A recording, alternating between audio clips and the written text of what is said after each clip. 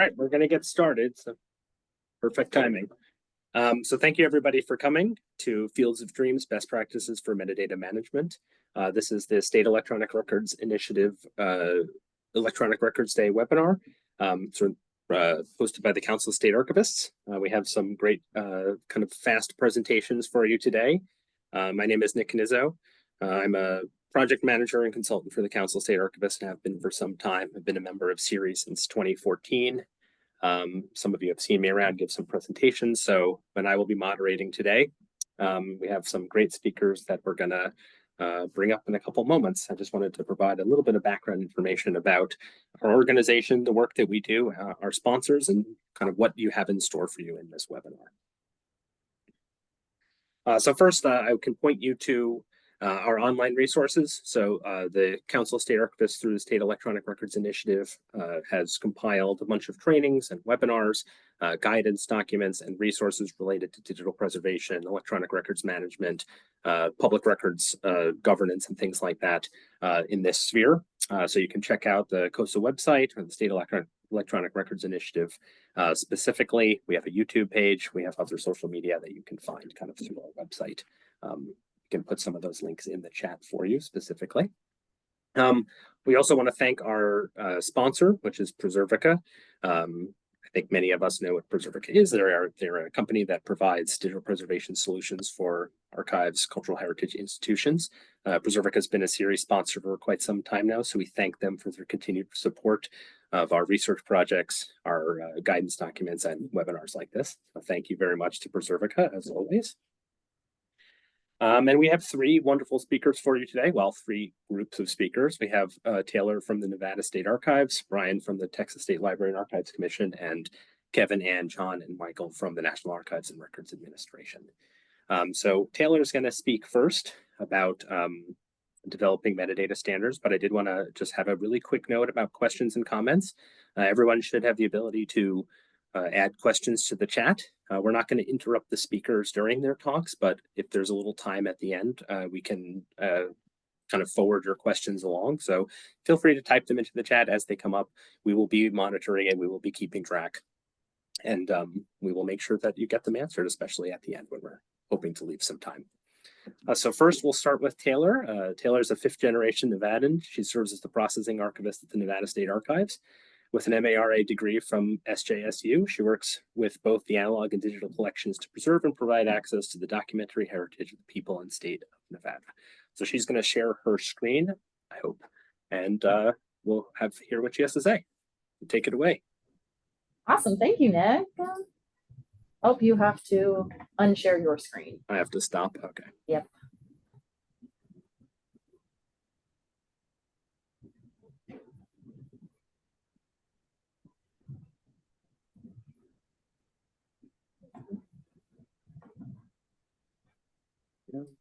Thank you. There we go. Okay, can we all see that? We should be good. Hi, everyone. My name is Taylor Chase, and as Nick said, I am the archivist at the Nevada State Archives in charge of the electronic records, as well as processing both the paper and digital records here at the Nevada State Archives. Today, I'm going to be talking about the accessioning and processing procedures for the standardization of metadata of the born digital records here at the Nevada State Archives, as created through the COSER Backer project. So Nevada was invited to participate in the Backer project in October of 2023. So it's been almost exactly 1 year of working to completely change how we handle and preserve digital records, from before they're accessioned into the archives to long-term preservation and access. So a little bit of background for anyone who's not familiar with the Backer project. Backer stands for Building Archival Capacity for Keeping Electronic Records. And the project is a 3-year grant from the Institute of Museum and Library Services. And it ran from 2021 into July of 2024. Nevada was one of 6 projects of varying size, length, and scope. And the goal of this grant was focused on building digital preservation capacity and capability through customized projects that address the unique needs of each state archive. And actually, our wonderful moderator today, Nick, was our point person who helped us every step of the way. So the collaboration between the Backer Project and the Nevada State Archives has achieved several key goals over the last year. However, I am going to focus specifically on one today, and that is the establishment of a digital workflow that serves as the framework for all of our electronic records and how we create standardized metadata throughout our transfer, processing, and ingest stages of our workflow. And this facilitates the documentation, preservation, and access of our records in general. We want our electronic records to be authentic and to have integrity and reliability. So standardized metadata helps us achieve all of these things by ensuring the consistency in which we're creating, recording, and saving metadata. Our records are safer and we're more prepared to preserve our digital archives. So one of the best parts about working with Nick in the Backer Project was that the Nevada State Archives has several limitations when working with electronic records, all of which were taken into consideration when working towards our goals. The most important consideration was that we have very limited staff here at the Nevada State Archives who are even available to work with digital records. So we only have 4.5 people on our entire team. Our state archivist, our state archives manager, and our admin assistant. They first and foremost, as they should, prioritize project management, records access, advocating for the archives, and various other administrative tasks before they're available to work on anything else, which only leaves 2 other staff members, myself and my counterpart who does the accessioning, available to work directly with the paper and digital records on an everyday basis. Our second consideration was that we have very limited resources, as many archives and repositories do. So during this project, we spent a lot of time carefully considering various software, hardware, staff time, and cost, and what would be that best balance for us. Finally, our third consideration was it's a combination of the two, but it's that we are very unlikely to do any upon receipt processing of our digital records. The volume of records is too high when it's compared against our available staff time and just the amount of records requests that we receive. So with these considerations in mind, we were able to achieve a balance between standardized metadata and limited resources by scaling it back to the basics and considering what bits of metadata were absolutely vital to us when we're documenting our records, verifying fixity, and retrieving those records and information about them in the future. So all the metadata that I'm going to talk about today will typically fall into one or more of these 3 categories. And these are the standards that through the Backer Project and through setting up this digital workflow, they serve as our baseline for all metadata now at the Nevada State Archives. So occasionally we go above and beyond, but our bare minimum standard has been raised to making sure all of the basic elements of Dublin Core are recorded, and that we use METs to encode all of our administrative, technical, and descriptive metadata and export it as an archival information package. So METS does stand for Metadata Encoding and Transmission Standard, and it's expressed through XML. And then another step that we took a little bit on our own, but it was in response to feedback that we received during the Backer Project and in preparation for migrating to archive space in the near future, was creating controlled vocabulary for all of our pieces of metadata. And that controlled vocabulary is standardized across all of our finding aids and our spreadsheets and our other files. So here's a visualization of a really great flow chart of what our digital workflow now looks like. So don't worry if you're having trouble reading the smaller parts. I'm going to zoom in on some parts of it in a moment, but I did want to show it as a whole really quick. So the middle and main section of this flow chart describes each step taken in the process of our workflow. The top section lists what those sections are comprised of, so like the metadata and the reports generated. And then that bottom blue section is the how and what we use to achieve each step, such as software like BitCurator. So let's talk a little bit about when we're actually here at the Nevada State Archives, when we're interacting with metadata and the types of metadata. So working with Backer, we had a lot of discussions about establishing good baselines and what we could build on in the future and what we could securely maintain within the limits of our considerations and honestly what we could automate at the end of the day. So starting at the beginning of our workflow, metadata is created before and during the transfer of records. This is mostly administrative metadata that we need to manage our overall collection of records. So an agency reaches out to the state archives and they notify us that they wish to transfer digital records. During that process, the agency fills out our digital records transfer form, and they record information about the type of records, the retention schedule those records fall under, the dates of the records, the file types, the total size in gigabytes, and whether or not the records contain confidential information or material. And this is different than our regular transfer form, and it allows us to collect so much more detailed information about the digital records coming from that agency. And at the same time as the agency creating those records, archive staff is filling out our accession log and assigning standardized numbers, collections, unique IDs, etc., into that accession. And again, we're making sure all of that information is recorded through controlled vocabulary. So while this seems a little bit basic, that was the point. We wanted to scale back and figure out what was important to us. So these pieces of information were vital to us at the very beginning of the transfer process to gaining intellectual control over our collections. And when future me needs that information for a public records request, records question, or a legal reason, we have it all documented, recorded, and easily accessible. Also during the transfer, agencies also tend to, or at least we hope they do, send descriptive and technical metadata that they may have created on their own. So for example, our most common example of this is that any records transferred out of OnBase and into our custody. For anyone not familiar with OnBase, it's just a cloud-based electronic management system that the Nevada state government and IT encourages state agencies to use to manage their records. And while it is a very laborious process to get those records out of OnBase, it does have its perks in that it always comes with a CSV file full of metadata to us.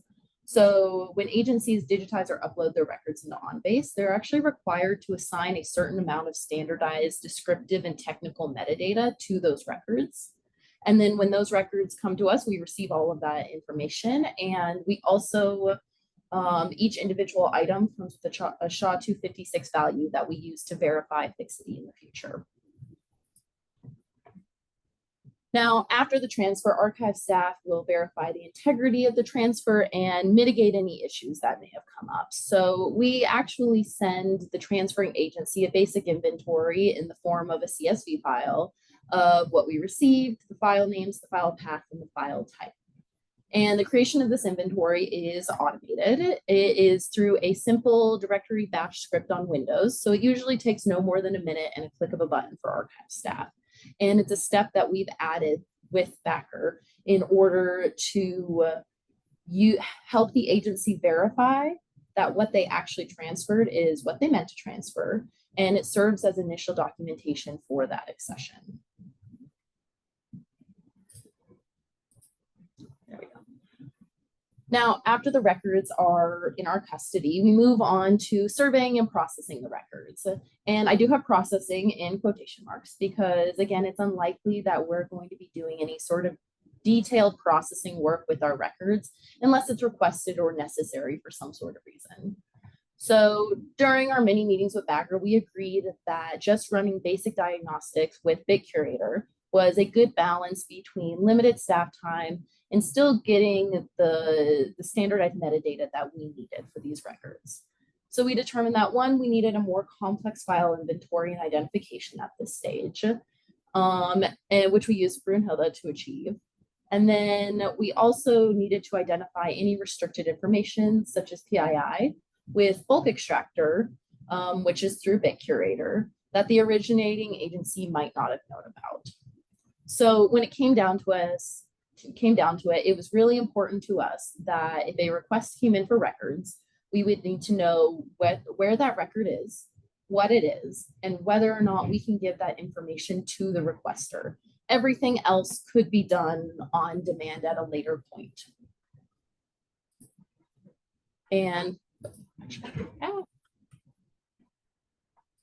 And also at this stage, I wanted to mention that archive staff also starts adding in all of our processing reports and processing plans and any other survey data, such as that descriptive information or the metadata from the originating records producers. into a reports folder, and we're documenting any actions taken in our events folder. So while it's not metadata related specifically to that specific object in a digital collection, it's important metadata that us as archive staff need in order to find that item later and understand any actions that may have been taken on it. So from here, we are ingesting that SIP into Archivematica so that we can create and verify the fixity and normalize our files.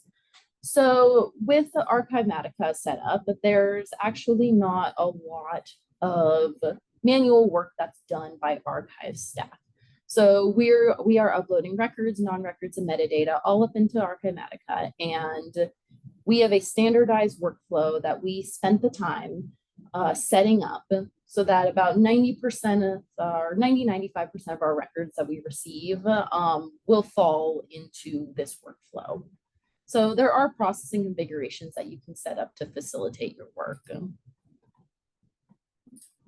Now, once we've normalized our records in Archivematica, which is a process that Archivematica has automated, and it's pretty much taking file types such as we can tell Archivematica, hey, we want to take a Word file and it should always be a PDF. We are normalizing those files for long-term preservation.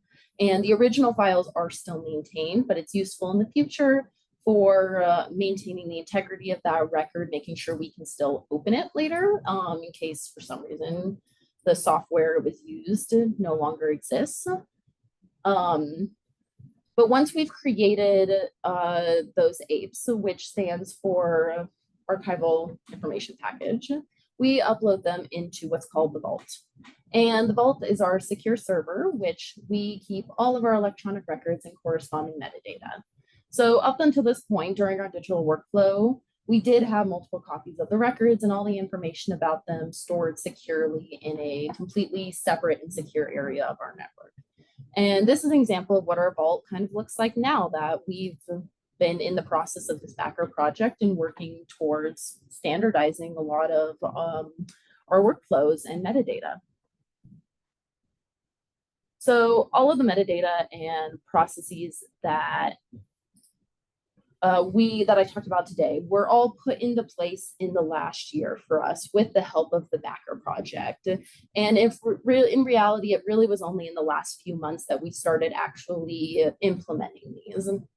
So before this project, we either didn't collect any metadata or we did collect it, but it wasn't standardized in any sort of way. So digital records were sent to us and then they simply sat in our electronic record server. And with our limited staff, time, and resources, it was originally over our capabilities to go beyond that. But now, because of the backer project, we are in the stages of working through our backlog of digital records and standardizing their associated metadata. And this is in addition to all incoming electronic records transfers. So actually this list of file folders, this is all from our Vault, and these are all a backlog of records that we have gone back and we have started putting them through this digital workflow and standardizing the metadata within them. And another thing that we have started doing is education and training. So we started attending our state records training, and we answer any questions from state agencies specifically about transferring electronic records and what sort of metadata they should be collecting and transferring over to the Nevada State Archives. And we also feel so much more comfortable in doing so, which is why we are so thankful for Nick and his work with the backer project and helping us set up this framework here at the Nevada State Archives. It's flexible to our needs, and it helps us keep up with our collections and records and making sure that they're secure for long-term preservation and access. We've essentially set up this workflow to essentially create metadata at every point in the accessioning and processing processes, and documenting each stage so that we can retrace our steps in the future and clearly see the actions that were taken on a record and verify their fixity at every single step and in the future when we go back and verify the fixity of our records. And this project is also helping us achieve other long-term goals here at the Nevada State Archives, such as making sure that everything we create is DAX compliant so that we're maintaining consistent an appropriate description of our archival materials. We are currently working on setting up archive space. So this digital workflow created through the Backer project and the metadata standards that we've implemented are now creating and saving us so much more time. And we are just one step closer to consistently upholding our description standards when providing access to our records to our general community. And that is all I have planned today. So I believe Brian is going after me. Yep, Brian, you can get your screen shared, and I'll give you a little introduction. In the meanwhile, Taylor, there's some questions in the chat for you. I'm going to try to move us along in terms of the presentations. I don't know if you want to try to address those with directly in the chat. If not, we can come back to them and you can have some time Absolutely, at the end to answer them. I can address those in the chat. Okay, great. Thank you. So our next speaker is Brian Thomas. Brian is the electronic records archivist working for the Texas State Library and Archives Commission, running the Texas Digital Archive. He programs in Python regularly and tells people that half of his job is large-scale data manipulation. So, Brian, if you're ready, why don't you take it away? I am ready. Now, you need to check, is there a screen share bar in the middle of the page, in the middle of the slides? It's showing that on my screen, but I don't want to like Nope. stop everything. You're good. All right, excellent. All right, so hello, I'm Brian, and I'm going to be talking about what we're doing for metadata with electronic records at the Texas State Archives. A little bit of background information is probably useful to understand how this works at Texas State Library and Archives Commission. The agency itself is divided into 4 separate sections, with state archives being completely separate from the state and local records management division. There's 2 other divisions because we're also the state library, but that's not something we need to delve into here. The key thing to know about this division of labor is that while the state archives does provide advice to the records management division on what record series might be considered archival or would need archival review, maybe we'll tell them, okay, we've already looked at this before, only these 5 executive calendars out of the 50 executives that are at this state agency are actually going to be valuable. So you can put a little penciled in note on this retention schedule that they only need to send us these things and it's fine. We don't actually do that individual counseling on records management to state agencies and approval of retention schedules. So because of that, we don't have any kind of metadata or data mandates for agencies. It's whatever they're using to be able to manage their own files. So within the state archives realm, we have the Texas Digital Archive that handles our electronic records. We have about 10 million records, with the caveat that things like film or microfilm that may also be grouped into like actual, like this is a digitized volume from microfilm. We might actually have the microfilm film frame separate. So that might be a little bit of double counting.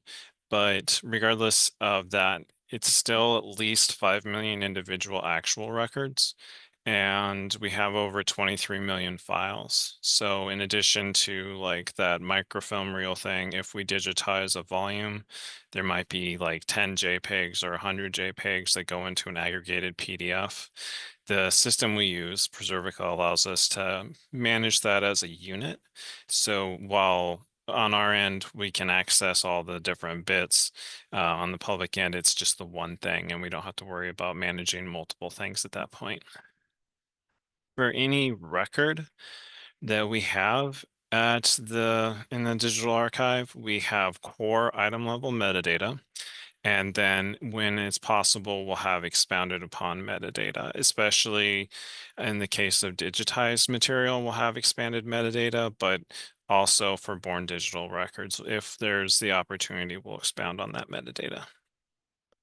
So what kind of metadata am I talking about?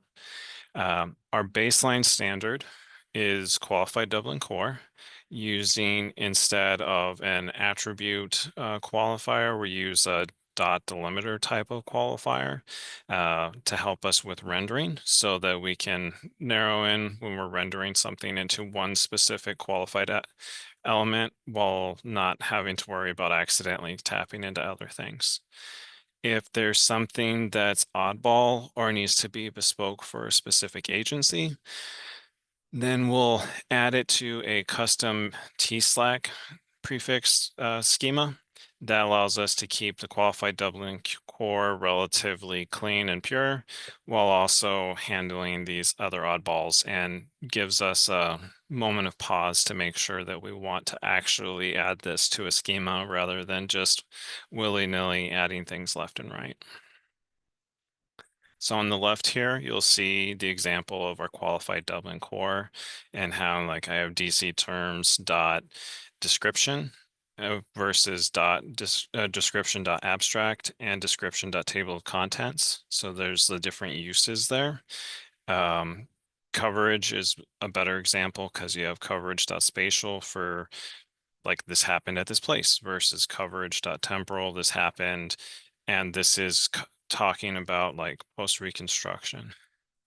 And on the right, you'll see the schema that we use for more specific circumstances. So there's going to be something like Supreme Court of Texas, who are the parties, what's the lawyer, that technically can be put in some weird way into qualified doubling core, but it's just too specific to the collection to reasonably be included there, and provide people with the kind of context that they would want for this record set. So examples of the types of fields we have: the two required elements are going to be the collection name and then a citation. If this is a born digital collection and there's not something that we can do to expound upon the metadata, like information provided by an agency, we'll use a generic thing that's like a parenthetical, identify the item, and then collection information after that. And that'll just be applied across the board.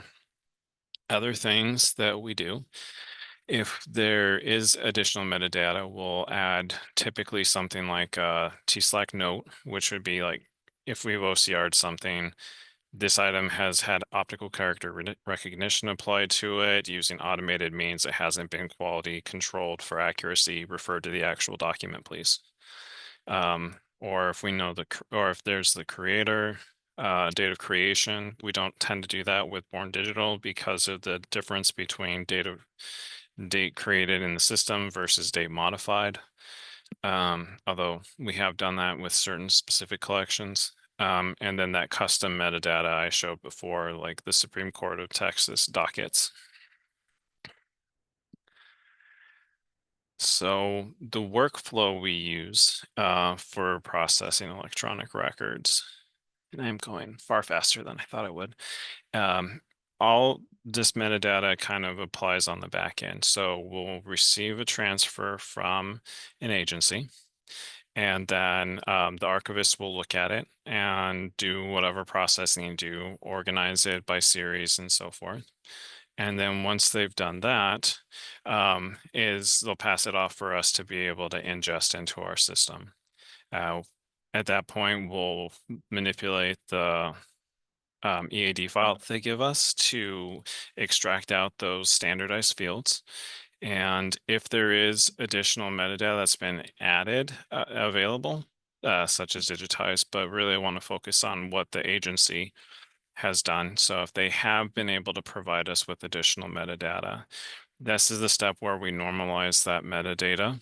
It's always been via spreadsheet, and generate out something that has the qualified doubling core and T-Slack metadata fields. And the way we process that is just Python scripts, where it's already predetermined. Okay, we're always going to click on hook onto this column for this thing. This is how we sort this and so forth. And at that point, also, if it hasn't already been done, we'll generate things like a custom search page if it's been requested. If we're going to do custom rendering of metadata so that it shows a specific way, adding things to the Python, to the metadata schema and so forth. And then once all that prep work has been done is when we'll ingest the records into our system and for public access. So focusing down again on that second item about submitted metadata. This is what it tends to look like when we're working with metadata provided by an agency. So an agency will contact us about a potential transfer. And they'll say, well, we have this huge record set. We want to send it to you. And myself or my coworker, Mark, who also runs the Texas Digital Archive, will say, okay, well, tell us a little bit about this. What, if any, metadata do you use to manage this? And they're like, well, what do you mean by metadata? It's like, well, what system do you use to manage this? And is that, how do they use that data? Do they use something for search and discovery? Is this something like SharePoint where it's real bare bones? Is it something more fleshed out? And do you think that this is going to be something that could have practical reuse for the public to better understand your records and to access things? So if they're game and they say, yes, we think this could be useful, we'll work with them to see, like, get a data export. And based on the export of whatever they have in their system, it's, like I said, always been in a spreadsheet. Yeah, we'll cross that bridge when we come to it if it ends up being something else. But we'll map that, we'll see what we can do to map that to existing like Dublin Core or TSLAC metadata fields. And then if it doesn't, we'll hash out maybe this extra field is important, or this thing that also fits in Dublin Core. If we group together specific metadata about this agency, this would help give further context about the record. And then we'll also try to map this to some sort of plain text rendering. If there's special indexing, we'll consider it at that point. Once we're done with that initial like play testing, we'll do a demo for the agency to show them what we've come up with and work on refinements, do a little bit of negotiation to see what it is that they think would be best in the circumstance. So this might be where we catch a situation where they didn't really think to tell us that, oh, we have this unique identifier that could be used for related records later. So maybe we want to especially index that field or something. But once everything's been cleared, we'll go through and we'll just say, okay, start sending us records, and we'll begin processing that transfer. All right, let's see. As a practical example, I'll go over what happened with our Texas Attorney General's office when they wanted to send us the open records letter rulings. So the first part of this was meeting with them to talk about this set of files that they had up available on their website that they also wanted to send to us. And we were really excited to get as the first recent active transfer from them. So during that initial conversation, I don't remember who broached it, but one of us brought it up to asking, okay, what do you guys use to manage this? Is there something that we could reuse for the public? Because as it stands, we have a document and it might be hard for people to figure out what's going on. So they're like, oh yeah, we use this thing. So, and we did an investigation and got them to give us a sample of the metadata. This is an example of the spreadsheet that they sent us to start. And then we started looking at, okay, how is this going to map out to our qualified Dublin core? And why is this thing this way? What are these two different identifiers that we have and so forth? From this bare bones thing, we hand created a metadata sample file to show them, okay, well, this is what we think it would work. And going so far as to, I'll pull this up. It's a little bit easier. Going so far as to generate a plain text abstract of description of the record based on just reusing these metadata fields in a specific order. And then, so we hashed it out. We had the people were pretty comfortable with XML as it stood, so we didn't have too many issues in terms of talking about that without having to render it. They tentatively said yes. So we did an initial pass using a sample of the records, and everybody's agreed, okay, this looks like it's going to work. This is going to work for us. This is, yes, this passed muster. So we called it good, and they did a full transfer, and then the records were processed and put online. And since that, because this was a very large record set that was going to be a continuing thing, like just forever, we've gotten additional transfers since of that particular record set, and we've just reopened that Python script when it comes time for that transfer and applied it to the new metadata with, any kind of tweaks we've had to have to be able to handle changes in how the spreadsheet might have, like the last one, I think this field right here, GB entity, was renamed something else altogether, but just changing the script to do that and hook onto the new name, and then we were good. So this is what it looks like once we've generated that item level metadata. And when it gets uploaded, it gets paired in the system. So it renders kind of like this. And you can see here, we did have a specially indexed identifier because it is shared across the entire system, as well as people would find it useful to know, okay, these people continue to request for this particular file for government records. All right, that's all I got. This is my contact information. I do have a GitHub, but I use it mostly for personal backup of my work product here. So the README files are not great, and you'll just have to haphazard it, or you can give me a buzz and I'll see what I can do to help explain what's going on. All right, thank you very much, Brian. I think there may be one or two questions in the chat for you if you want to look at those. So we're going to move on to our next presenter, our presenters in this case. Before we do, I wanted to give a little bit of a plug for the State Electronic Records Initiative. Once again, we have one of our subcommittee chairs, Josh Hackle from the Illinois State Archives, is going to present at the very end of this presentation, very briefly, our Electronic Records Day poster, which we can share with you all, and feel free to take it and share it as much as you want. But that'll come later.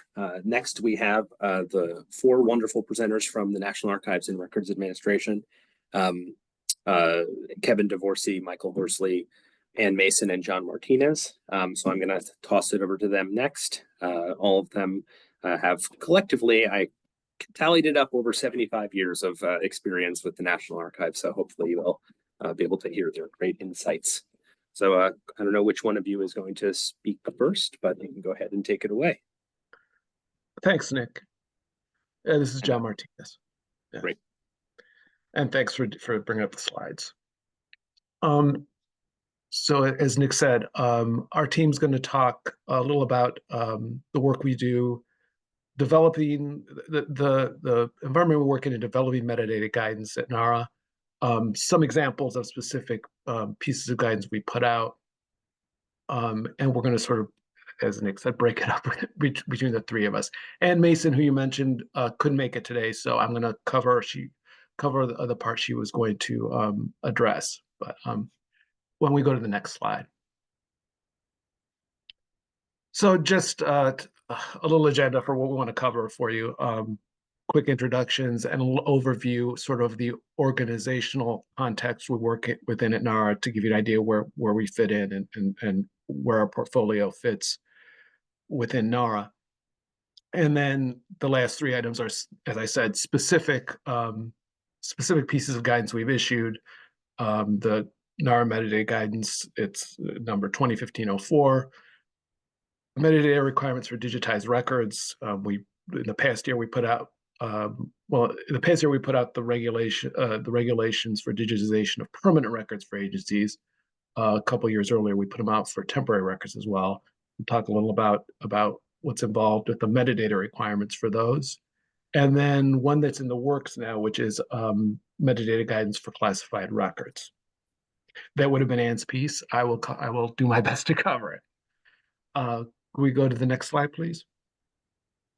And Nick already said, we have today Kevin DeVorsey, who's a senior electronic record specialist, Michael Horsley, also a senior electronic record specialist, and myself, I'm the supervisor of the policy and standards team here. And as I said, unfortunately, Anne was unable to make it today. Next slide, thank you. And then quickly, like I said, in terms of context, our team works, ultimately we're within the Office of the Chief Records Office for the US government. You see here the mission, the vision, the basic stats, the numbers. Our mission, overall, the mission of the Office of the Chief Records Officer is leading federal records management, providing guidance, that's our piece, writ broadly, guidance, training, oversight, appraisal, and assistance to promote the effective management of federal records. And the vision is acknowledging the records are integral to each agency's mission. And our vision, we're really focusing on the managing electronically. For the past several years, we've really focused on moving agency, on supporting agencies in moving to a fully electronic environment for their work, specifically records management work. And in total, like I said, the mission there, those sort of guidance, training, oversight, appraisal, broadly speaking, are the pieces of the programs within our Office of the Chief Records Officer. In total, it's about 80 people involved in all these and all the various programs within the office. Next slide, please. So again, it just sort of as an overview, we put together a who, what, when, where, when, why, and how slide in terms of how we do our work. So who do we do the guidance for? Well, our work falls under the Federal Records Act, which covers executive branch agencies. Our guidance does not address or does not apply to presidential records, legislative records. Those are governed by different statutes. But the FRA, the executive branch agencies, that covers, as NARA addresses them as separate entities, about 250 to 300 federal agencies that we interact with, as unique entities. And as we know, the federal government covers a lot of ground. So there's a lot of different missions, a lot of different business needs. Specifically speaking to metadata, some agencies are going to produce very specialized metadata, geospatial, medical, other environmental metadata. So what do we do to address this? Well, we produce guidance in the form of NARA bulletins, additional guidance products, and regulations.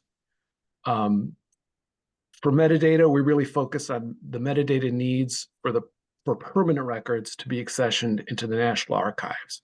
In other words, whatever else agencies do, whatever other metadata agencies produce and use when in the course of their business, when they're working with the records, our guidance focuses on what we would need them to provide as documentation or as part of their transfer when they transfer permanent records into the holdings of the National Archives. And when do we issue guidance? We issue record keeping guidance across the life cycle.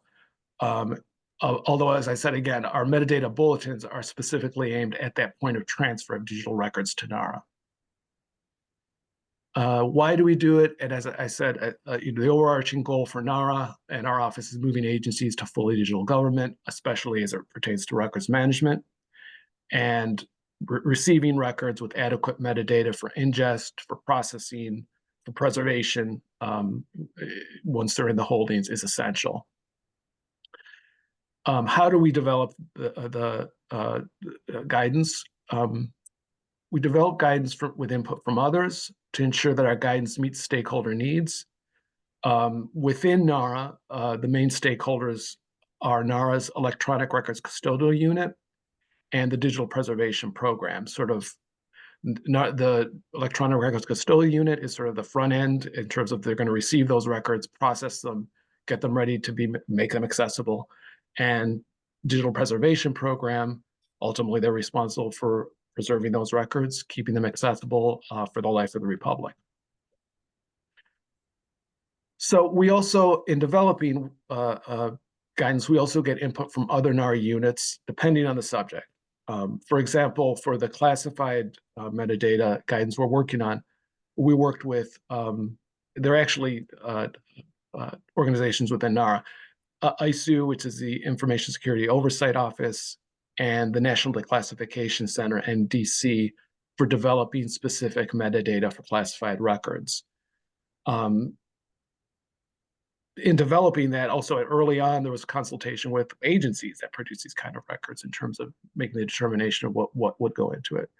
So we also broadly work with the agencies, the records management community and those agencies as a whole through formal meetings and through groups. We have, for example, the monthly bridge meetings, which is for all of the records management community, and the Federal Records Management Council, the FRMC, which is a subset, a smaller group body of agency records management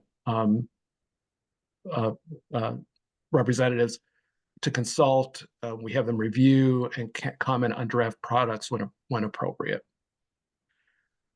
So I hope that sort of lays out sort of the context that our team, records management policy and standards team, works within, and how we sort of approach, over generically our metadata guidance. I'm now going to pass it to Kevin DeVorsey, who's first going to talk about one of our main pieces of guidance, NARA 2015-04. Kevin? Thank you, John. Could we go to the next slide, please?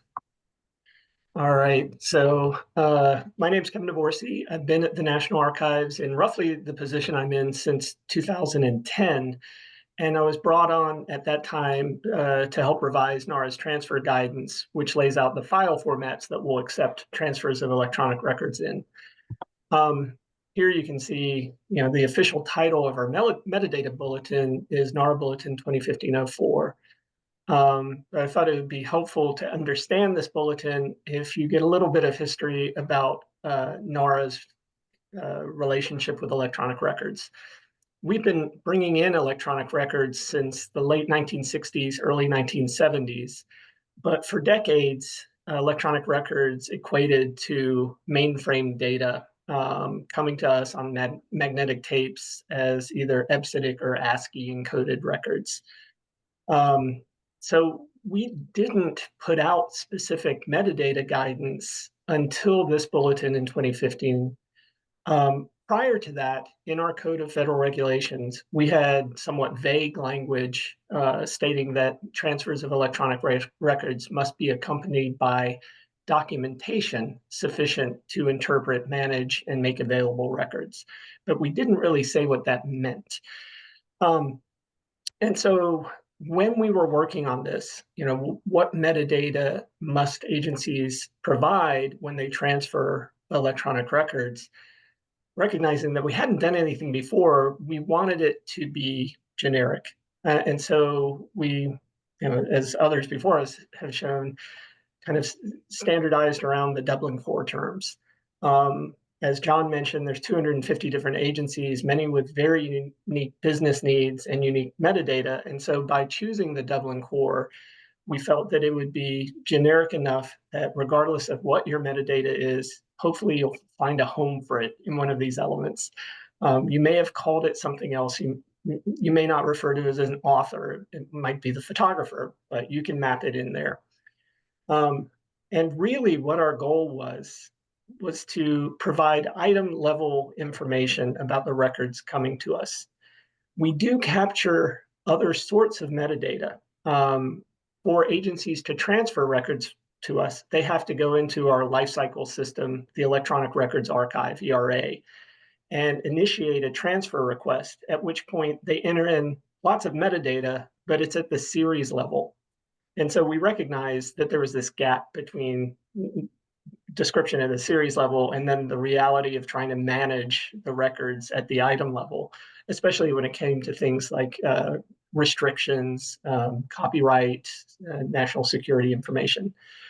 So you can see here, we've gone with the standard unique identifier, rights, coverage, relationships. We encourage agencies to use controlled vocabulary so that the information that we receive is consistent. We'd be very happy for them to use our controlled vocabularies, but it's not a requirement at this point. We felt, you know, until we get this out and agencies have time to kind of look at it and get accustomed to it, we're not in a position to dictate what terms they use across the whole government. And we asked for it to be transferred along with the electronic records that they described as essentially an Excel spreadsheet or a CSV file. And the intent, as John mentioned, is for our accessioning archivists, our processing archivists, to receive these transfers and be able to understand them and manage them without having to double click on individual files to figure out what they are. If there's restricted information, that's useful to know before they even get started. And if there's security classified information, they certainly want to know about that so that they're handling it in the right kind of environment on the right kind of computer system. As John said, oftentimes agencies have very unique systems and their own metadata schemas. And we're happy to accept that. And so they can notify us if they have additional metadata. And then our processing archivists will analyze it and see, do we need this to provide access to it? Or is it just kind of extraneous data at that point? Can we go to the next slide, please? So this is just a screenshot of an example of the table of metadata that we've done. And you can see it's just a standard Dublin core element for date, creation date. We provide a link out to the Dublin core, so if people want to see more about it and understand the Dublin core itself, there's a link. We did generate our own definitions for what we mean for government records by the creation date, and because dates can be very vague. We also provide a link out to the ISO standard for dates and give some examples, hoping to help agencies in understanding how they should be mapping their data in and what the data should look like. One other thing that John said is our guidance is really aimed at the point of transfer. And that's always been one of the weaknesses, is understanding that agencies have their systems. And it may be difficult to comply with our metadata requirements if they didn't build their systems around them. And so since the publication of this bulletin in 2015, we've undertaken the Federal Electronic Records Modernization Initiative, which is FERMI, where we're able to, we published out universal electronic records requirements that includes metadata elements, and it is specifically aimed at agencies who are building new systems, with the hope being that in the future, meeting these transfer requirements will be a trivial thing because they'll have designed their systems. But it is that push and pull and being patient, recognizing that it can take a period of time before agencies can really put into practice any of the things we put out in guidance.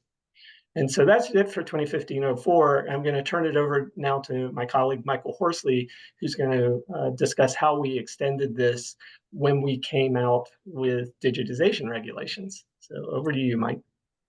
Thank you, Kevin. Hopefully everybody can hear me. And next slide, please. So this, we're going to take a different kind of turn here. I've been tasked with developing standards for the digitization of source records. We've created digitization regulations with imaging standards and metadata requirements for the digitization of paper, photographic prints, and I've developed some standards for digitization of film materials, and we're going to be working on the digitization standards for dynamic media, which is a lot more complex, because up to now we've been able to do something utilizing what's called the FADGI guidelines, and it's the Federal Agency Digital Guideline Initiative.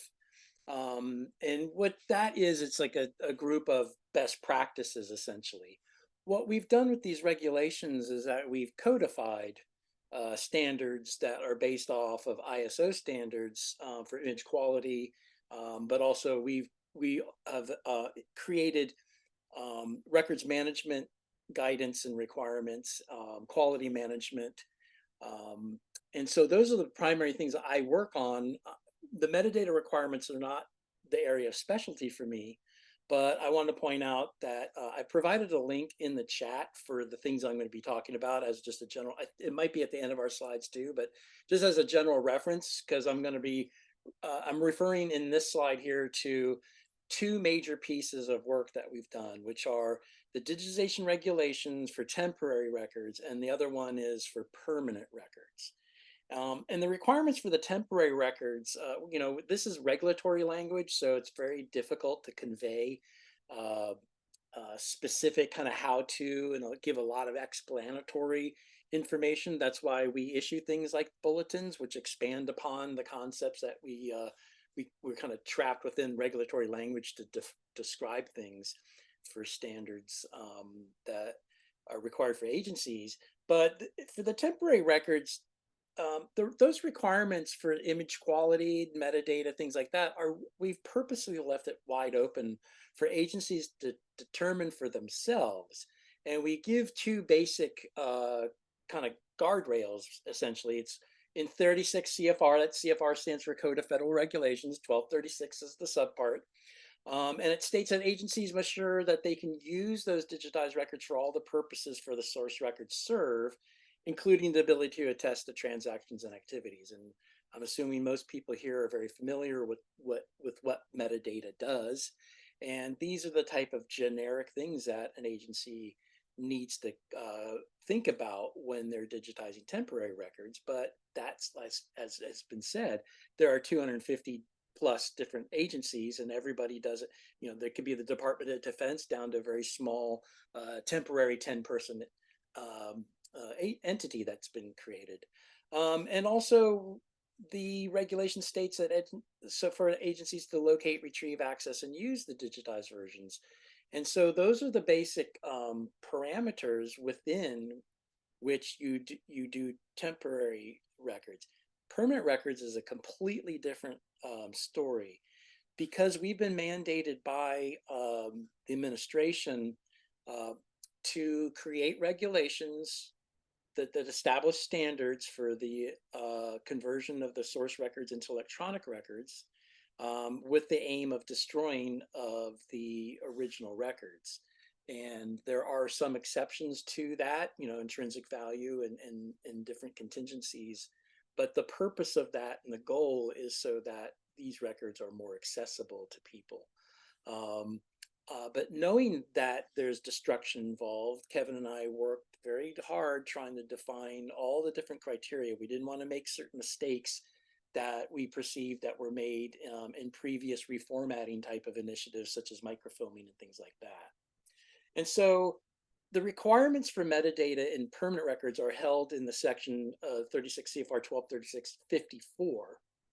And what it does is it takes, again, it's still a very high level view. They're they're building off the transfer guidance memo, the metadata standards in the bulletin, but they are establishing and if you go to the regulation itself, you'll see that the different categories and types of metadata will be in a tabular form. And so there'll be the definition of the minimum metadata, and the purpose, and then kind of like what the source is, and what the purpose is.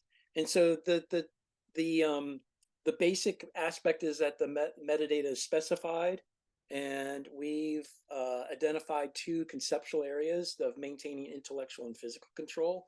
So intellectual control is many of the things that you can think of, and physical control, you know, you use metadata to identify the relationships between source records and among themselves and with the digitized versions among there.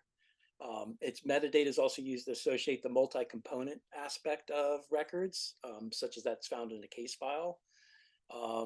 And agencies do have to determine the appropriate level of metadata, and it's reflected in the practices that they've already established for their own business purposes. But generally, it's the intellectual control of the project, record series, file unit, item level, and the administrative, technical, and descriptive metadata fields. Next slide, please. And so again, this is a very high level view into what those tables and requirements describe in the administrative metadata. You know, again, it's difficult for us to be comprehensive to a very particular level. So we have to create these parameters for which agencies have to operate under. And we use language that like such as you must be able to use these records for the same purpose as the original. And how that is done is defined by the minimum metadata, but it doesn't mean that it's limited to that minimum metadata. And so the descriptive metadata is we're trying to capture the lowest level of descriptive metadata in order to support the access, preservation, and maintain contextual information. But also we need to be able to describe the information that may already be there inherent in these source records. And the technical metadata is, basically these are admonitions to agencies that whatever process you're doing, make sure that each file has its native technical metadata, and that whatever actions you are performing on them, it does not delete or alter it. And it includes things like process metadata elements that are required for each image file, and things like the checksum metadata to monitor the digital records for corruption or alteration. Thank you very much. John, I'm turning it back to you. Okay, thanks, Mike. Next slide, please. So I'm gonna, as I said, I'm gonna address Anne's piece here, which is talk about the classified metadata bulletin. As I said, it's sort of the one in progress right now. This is a new bulletin we've been working on to provide guidance on security classification metadata to accompany transfers of permanent classified records to the U.S. National Archives. So this would serve as a sort of supplement to what Kevin talked about, which is in our 2015-04. And this would come in addition for records that fit under this definition. This would be required in addition to the 2015-04 metadata. Why we know agencies are currently creating classified electronic records, have been for a while. And in addition to the administrative metadata for managing these records, they need that, we identified the need to require specific metadata to capture, specific to capturing security classified information. And as we've said, the purpose, again, those metadata are needed for NARA to be able to accept those transfers of classified records and manage and process them properly. So the bulletin is going to contain it'll be a table or a listing of the minimum list of metadata elements that agencies will use when transferring classified permanent electronic records. Next slide, please. And it's going to address, the classified metadata addresses a few areas. The intent is to help protect the records. We're going to use, there's a rights metadata component to outline access restrictions like the specific security classification. Then, to record the authority used to exempt a file, if that's applicable, from declassification, and the reasoning for that exemption. And then if there are any additional special controls, any additional restriction indicators, and identifying which entity is authorized to access the information, we want to capture that as well. And the intent is to help detect and prevent any unauthorized disclosure. Then the metadata can also assist in managing and tracking review. So we talk about, we include, capturing metadata for that records who reviewed a record, when, under what authority, things like when a date is eligible for review. So the purpose is to give these agencies that are producing these classified electronic records, and maybe capturing that information already in some way, a framework and guidance for how to capture and provide that metadata when records come to NARA. So NARA has that in a form that supports our ability to further process and properly manage those records. Next slide, please. So that was this is our standard for our organization, our standard closing slide. The main thing, these are various communication methods in our office uses. The main thing at the bottom specific to us is there's our team's email at the bottom. If you have any further questions, feel free to email us directly. But that was, I hope that was our summary. That's sort of how we work and what we're working on.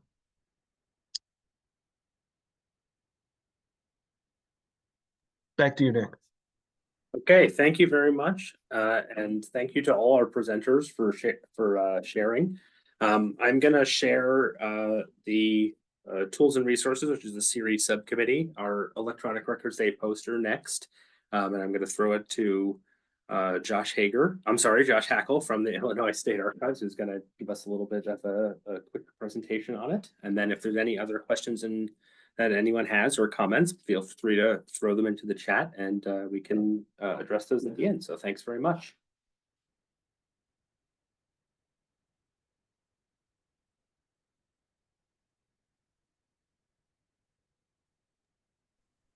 As Nick said, the poster this year is made by the Tools and Resources Subcommittee of SERI, then the subcommittee chair. This year, the subcommittee tried to focus around accessibility in archives. And since we're the State Electronic Records Initiative, we tried to narrow it down to digital accessibility. And aside from the actual content you see here, we also tried to make sure the poster itself was accessible, so avoiding overly complex designs, such hard to read fonts, skipping the unneeded kind of fun background designs and images, making sure the textured background colors were contrasting so they're easy to see and meld together, and that was easy to navigate. It'd be very ironic if our accessibility poster was inaccessible to those who want to see it. With this poster being a starting off point to areas to consider when designing your own digital resources, we also created an accompanying document which can be updated as more resources are created and discovered. And this document should hopefully be easily accessible by the shortened link below or the QR code. Big thanks to the COSA staff and my fellow Tools and Resources subcommittee members for their work on this, especially Tara Mahajan for her incredible design work for this. Thank you.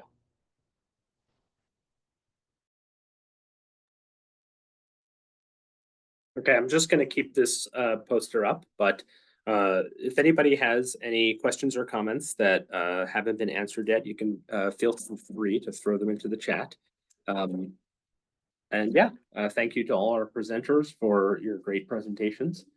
We do have a little time left, so I'll throw it out to our note takers and our attendees to see if there's any questions for any of our great speakers.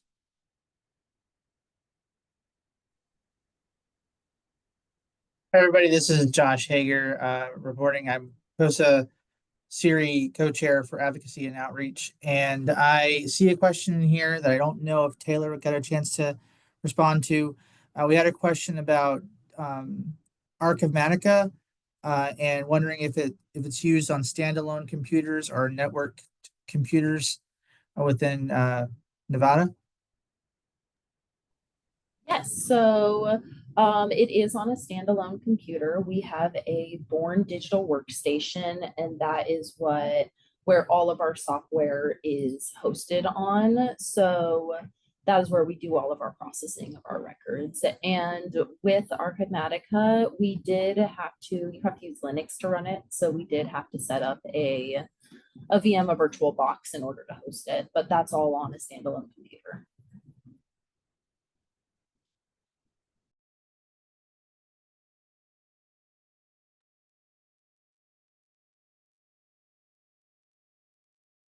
Are there any other questions that anyone has for our speakers?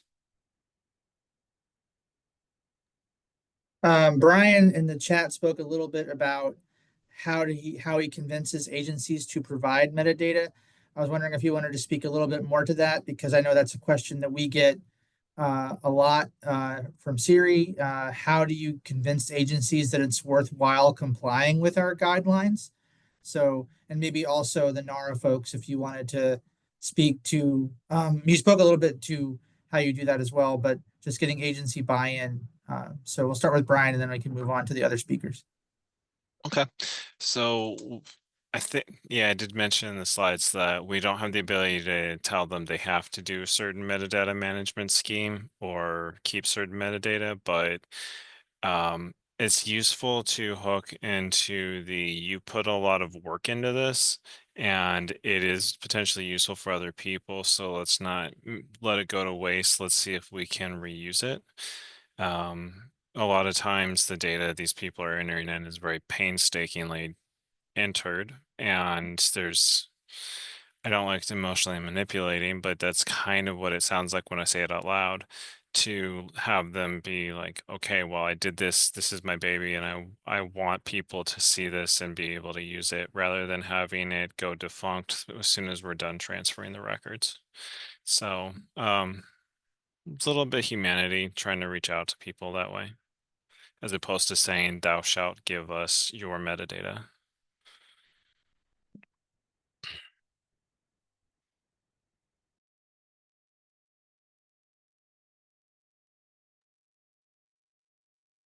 I see we got another question, but I wanted to circle back to a few of the initial questions. I'm not sure if they got answered or if everybody saw the answer. We have a question. Do you save a file that doesn't restrict the information? How is that differentiated in your file system?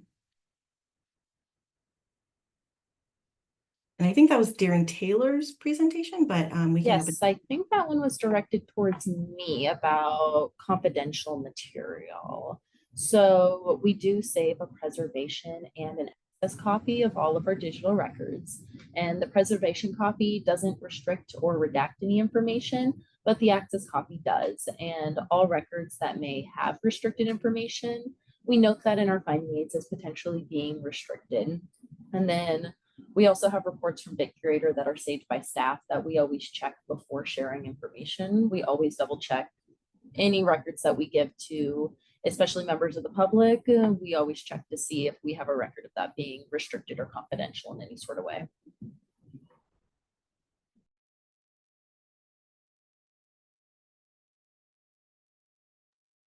All right, and then we have another question. With so many agencies moving into the cloud through Google Docs, SharePoint, etc., how are you dealing with versioning in records, or just accepting that this is a snapshot of the documents and have specific date or time metadata?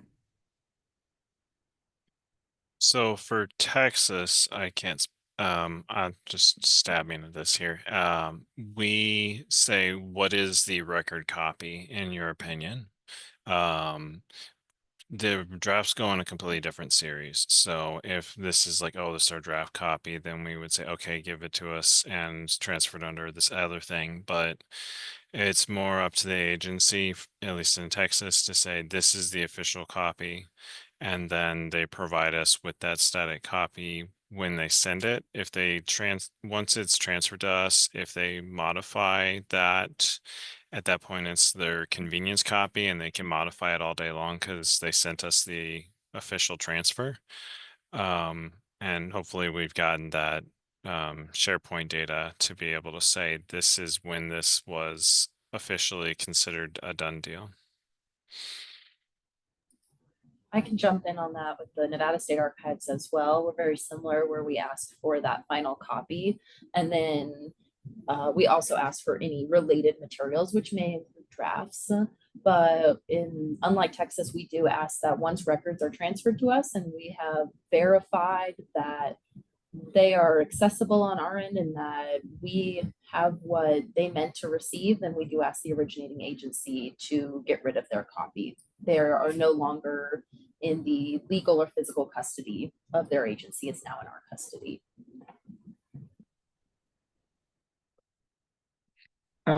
This is John for National Archives. I think the answer is similar. The appraisal unit works with agencies to develop the schedules. That's going to define what the record, what is going to be transferred as a record copy.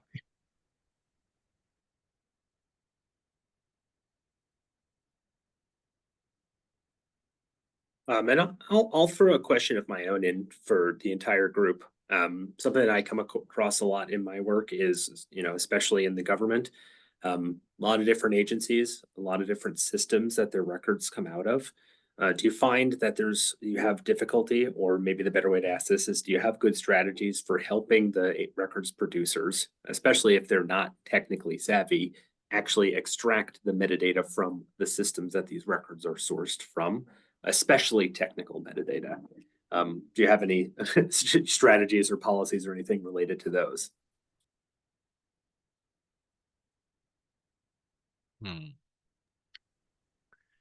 This is Well, Kevin from NARA, and I'll weigh in. That is something that we wrestled with, especially with the digitization regulation.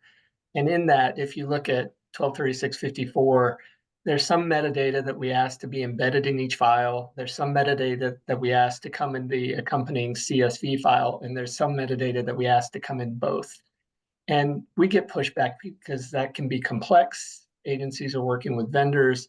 We did our best to minimize what needs to be embedded in each file to what a camera or a scanner is automatically going to put there, and that mainly to make the point that check and make sure it's still there and none of your processing has done damage to the existing technical metadata.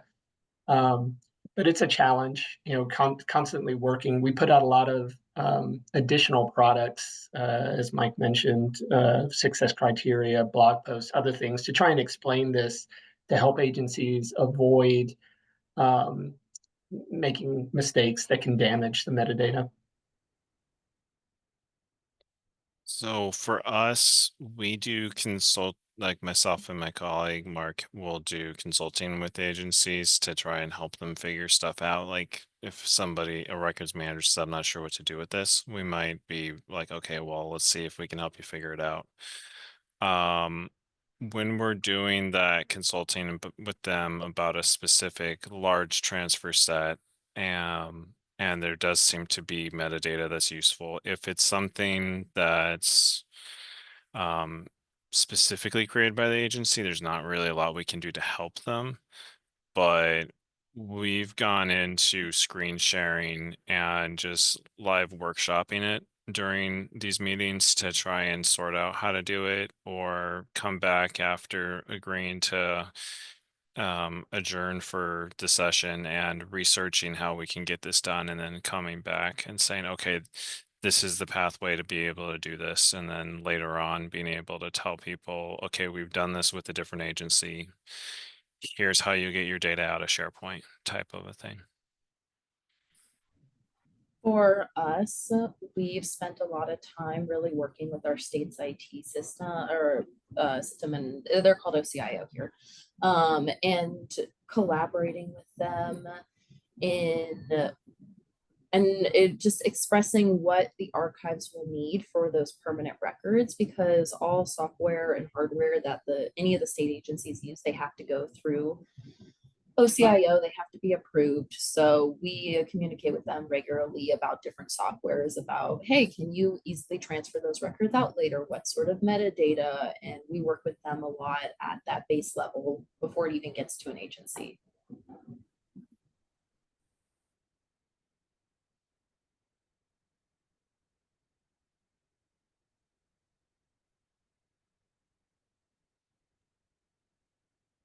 Okay, are there any other questions or comments that anyone wants to ask? I don't see any in the Q&A, but I do want to make sure that since you might be too humble, Nick, to plug it yourself, Taylor mentioned how useful Backer was, and I know that we're finishing up some guidance, but eventually people will be able to get some of that Backer guidance through the Coastal Resource Center and other places. So I just wanted to make sure that I plug that again, because if you're interested in doing some of the intro, like you're starting stuff on electronic records programming, that the Backer resources should prove really useful to you. I think Taylor and Nick can attest to that. Nick is amazing. I can definitely attest to that.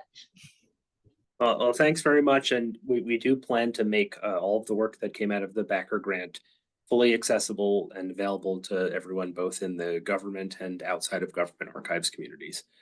And if you want to reach us, just go to the COSA or State Electronic Records Initiative website.